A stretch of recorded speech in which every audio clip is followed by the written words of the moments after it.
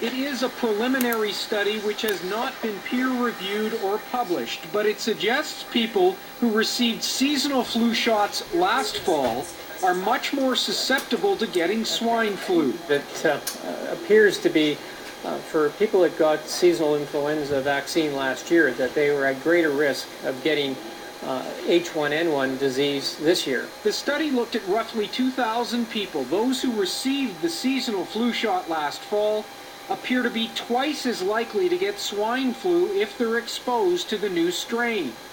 Tomorrow, Ontario will announce changes to its flu plans. CTV News has learned the province will drastically cut back seasonal or normal flu vaccines for the fall. Only those 65 years and over will still get seasonal flu shots right away. There will be a much bigger focus on swine flu, with swine flu vaccine being given to high-risk groups first: young children, pregnant women, and healthcare workers. Signs of swine flu are starting to pop up all over North America.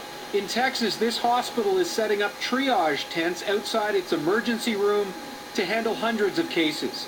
In Vancouver, more than 100 students are absent from one school with flu-like symptoms. A third of the school is absent. Lots of kids are actually sick, so yeah, it seems to be very contagious. Other provinces may follow Ontario's lead and scale back seasonal flu vaccines.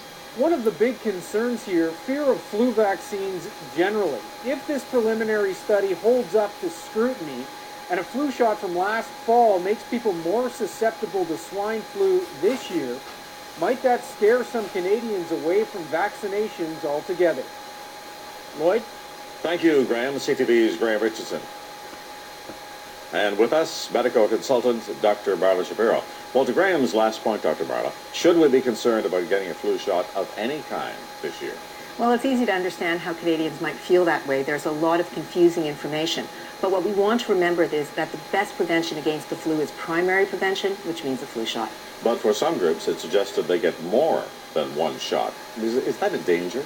The answer is that we don't have all the evidence to say definitively yes or definitively no. And I think that's why we're hearing pointed information about who should get what shot and when, depending on what their risk factors are. Well, tomorrow, many of the provinces are coming out with their own policies and programs. What might we expect from that? I think what we're going to hear is that for seasonal flu, which is expected not to be the primary flu that we see at the beginning of the season, those over the age of 65 or those with chronic illness should still get seasonal flu. But for the rest of us, H1N1, which is expected to be the flu that comes on throughout now and the early fall, November, December, that's the flu shot that we're going to be looking at for everyone. Now, from what we can see, this swine flu is galloping through North America. Might the bulk of it be over by early November, when the flu shots are due to arrive? It is a possibility, but it's hard to predict the nature of this flu and what we're likely to see. The bottom line is that the flu will not completely disappear. Even if we see the glut of it throughout September, October, November, it will be back in seasons to come. In fact, we're likely to see this H1N1 incorporated into our seasonal flu shots in the future. Thank you, Dr. Martin. Thank you.